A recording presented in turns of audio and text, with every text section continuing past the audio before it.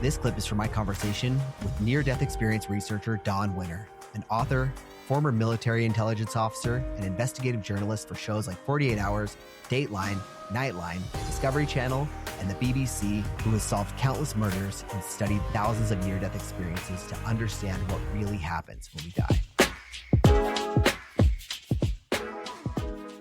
I ended up I went to Korea. So the Korea at the time was called a 1-year remote tour. So remote means if you have a family, if you're married or whatever, your family doesn't go with you. So it was considered like a hardship tour. So we're going to send you to Korea for a year. You're going to be separated from your family. And the training process was language school for a year, 6 months in the state. But then when you get to Korea, the on-the-job training took about 9 months because you have category 1, category 2, category 3 for both transcription and collection. So by the time you're there for 9 months of a 1-year tour, you're finally, after all of this training, you're finally blessed to be a fully qualified operator. So I'm like, So I spent a year in language training, 6 months in Texas, 9 months here doing on-the-job training, and I'm finally qualified, and I got 3 months left on my tour. I extended. I did another tour. So I did back-to-back voluntarily. I did 2 years in a row in Korea just because I wanted to actually gain some real, no kidding experience. It's some wear on the tires a little bit as an actual full-blown qualified operating linguist. So I did that voluntarily. So I spent 2 years, 82 to 84 in Korea. And then after that, I was assigned back to Fort Meade, Maryland at the National Security Agency as an analyst. So now I'm analyzing the stuff that's pouring into the building from these collection sites around the world. I bet that was an interesting perspective to be on the other side of that, right? I mean, you're receiving you probably get a new level of appreciation for, quality reports and insights that are coming in. And well, it's quantity and quality because there's different sources, so you might have the same thing going on, but it's being covered by different collection facilities, so you get a better idea of what the hell's going on. But the most important thing there was that's where I learned to be an analyst. That's where the idea of, they had this thing. So most of the people that work at NSA are not military. Most of them are civilian. And they have a GS schedule. So GS 7, 11, 13, 15, they get promoted as they go through their career. And they have this thing called a professionalization program. So the professionalization program is just a way to say a school, so that if you're doing this kind of a job, then you can take these kinds of classes. Then as you pass those classes, and now you get to these different levels, and that kind of opens up promotion tracks for the civilians. Nice. Okay. That was available to us military guys.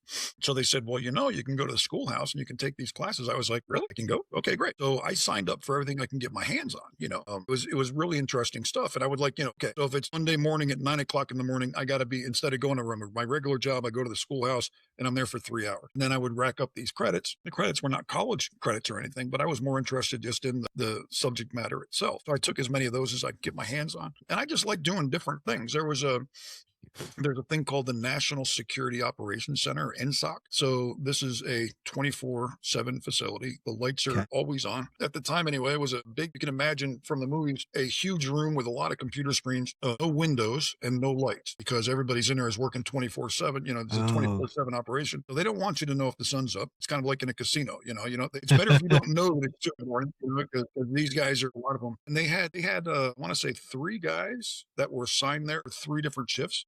But if any of them had a reason to do where they couldn't show up for their shift or whatever, I volunteered to be basically a backup for those guys. So if somebody had an appointment that they had to go to, or somebody was sick or whatever, and I would fill in for them. They would just notify me and say, hey, man, go down to the NSOC. It's like, okay. So I would go cover the desk there. It was just a really, because it's kind of like the hub. You got the entire world there. There's different desks that cover every part of the planet, and it's just a very interesting place to work. What is that information? So is this NSOC, is that Maryland on Fort Meade? Yep. Okay. So where does the information go from there? Well, it's all part of the national intelligence structure. That the intelligence is really simple. Find out what people need to know. You find it out, you write a report, and you send it to a decision maker, and then the decision maker decides what they want to blow up and when. That's just what it comes down to. It's really simple. That well, when you explain it like that, it's hard to poke holes in that argument. Fair enough. When I became a journalist, I was an investigative journalist. It was exactly the same thing. Let me go get the information. I kind of know what people are interested in. So what's going on? What's in the news? What's happening? All right. You gather the information. You do your analysis on it. You write the report. You put out the news article, and then people read it. The only difference is you're putting it out to the public. You're not putting it out to Mm. military chain of command decision maker. That's all. But the process is exactly the same. If you're doing it right, if you're doing it right. So earlier you said this is the time where you learned how to be an analyst. Is that part of when you got to be an analyst? Which let me rephrase that: is understanding what's interesting based on your audience. Was that part of it? Understanding what kind of information either your decision maker that you said or the public would find interesting, or is that It's not what they would find interesting. So or useful? I should say, yeah, whatever. it kind of comes down to the scenario, like Okay. what's going on. And I remember a couple of things that they would give us these as a student in some of these classes. They would give us a scenario, and it was basically they would give us the intelligence reports as they came in. Okay. Where they didn't know what was going on. Mm. But here's what the reports say. And it's like, okay, here's the first report. Okay. And as a class, we're like, okay, we're looking at that, and maybe it's this, maybe it's that. You're speculating. Okay. Well, I wish we had more information. Perfect. Here's the next report. Oh, okay. So there's a little more information. Well, now it's kind of, and then as it clarifies, and then at the end of the process, it's like, okay, so now that we've done all that, here's what was really going on. It's like, oh, all right. Yeah. All right. That's cool. There was like an operation. It turns out the bottom line, the punchline of this was there was a Navy operation that was going on, and nobody knew what the hell was going on. It turns out that it was a Japanese ship that was sunk during World War II that was full of like gold or silver or something. And another like an actual treasure hunt. No, it was That's wild because their submarines. I mean, the submarines. I think it was the Chinese that were recovering it at the time. But we didn't know what the hell they were doing. They're like, what's this? It's some kind of an operation.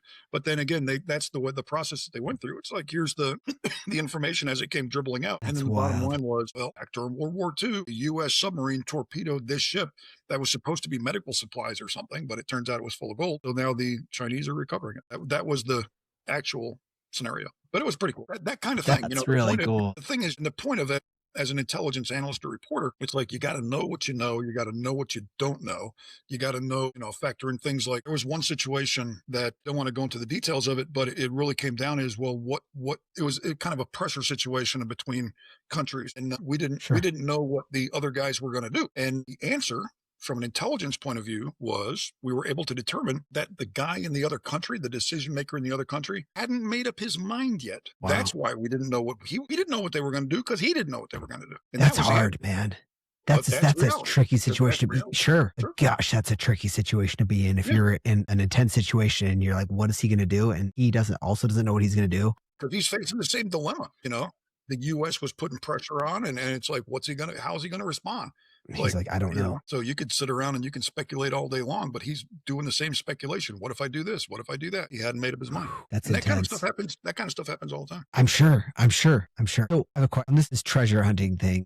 I'm going to call it treasure hunting because that's effectively these guys were. The recovery operation. It's called the recovery operation. Stuff like that ever make old stuff too. I'm talking. Yeah. But did that ever make it to Joe Q public, stuff like that, or is this just stuff that I'm assuming it did? Yeah. Again, because we're talking, it was probably happening in the 60s. It was an old scenario that they were using just to teach us the idea, the concept. Oh, I see what you're saying. So this isn't something that happened. This scenario that you're talking about isn't something that happened real time. This is a learning situation. It's a training situation from this school. Got it. Okay. How to do analysis. But that was part of just an example of the things that they kind of did. It's like, I see what you're saying. Sometimes the information comes trickling in, and you have to figure it out as you go along. Yeah. That makes copy. In other words, don't make assumptions. Understand the use of the word probable, possible. I got no friggin' idea. Yes. So that's and well, anyway, keep going. No. And I was just please continue with your story. I was just saying this makes sense. Anyway, yeah, please. So this is a training scenario that they're using as an example to talk you through it or walk you through it, give you not real time, but a more tangible example of this is how you can apply it. You learn through the process. Got it. That's super interesting, man. I could see why you would like the whole thing and working through it. Not obviously, I shouldn't even say that. Okay. So you spent some time at the fort working there. Well, so at that point in my career, I came up on the 6-year point. My first enlistment was 6 years long. Okay. So I had to make a choice then. Do I get out of the military or do I reenlist? And that's the one place this was back in 1986. I don't know what they're doing now. But at that time, that the Air Force would say, okay, here's the opportunity. If you would like to change what you're doing from a career and to go in a different direction, in other words, if you reenlist and if you want to do something that the Air Force wants and needs, we can maybe make that happen. We'll consider that possibility. So I said, okay, at this point in time, I had already done the training for Korea, and I had already been in Korea for 2 years, and I'd already been to Fort Meade. The guys that I was working with at Fort Meade, most of them, a lot of the older guys particularly, they had been going Fort Meade, Busan, Osan, Korea, Fort Meade, Osan, Korea, for a 20-year career. Wow. Now, they've been doing the exact same thing, bouncing back and forth across the pond. And I was like, dude, I don't want to do a 20-year career doing the same damn job. I was like, I've already done it. I've seen it. I know what it's going to be like. I just don't want to do that for 20 years. So I found out that there was a thing called the Peacetime Aerial Reconnaissance Program, which is basically doing the same job, but flying on airplanes. And they got paid flight pay. Hey. And every mission that we flew was considered to be a combat mission. So we would earn air medals, which helped towards promotion. And it was more interesting. So now, in order to put your brain in the right frame here, if you're old enough, you have to think Oliver North, Iran, Contra, Central America, Ronald Reagan is president. They're afraid of the domino effect. And this is before the wall came down. So it's, right in the middle of the Cold War. And there was a big concern about Nicaragua and Cuba. Russia, Soviet Union was pushing weapons into Cuba. Cuba was deploying all of the guerrillas all throughout Central America. So there was like this panic going on in the military. There were a lot of people in the military that spoke Spanish, but none of them, or practically none, there was a small cadre, but not a lot of them were professionally trained signals intelligence linguists that had any experience or any knowledge of what they were doing. So there was a big push on, like, we need Spanish linguists now. I went, all right. I said, here's the deal. I will re-enlist because I didn't want to go through any accelerated, half-done, half-baked language training because I had already been through Monterey and through the school in Texas. So I said, all right.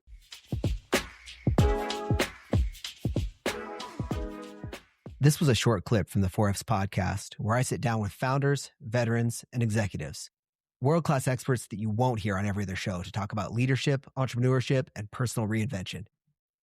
For the full conversation and more context, tap the link in the description or search 4Fs podcast on YouTube or your favorite podcast app. And if you're enjoying these shorter episodes, make sure to follow along so you don't miss tomorrow's clip. Welcome to the 4Fs with Jeff.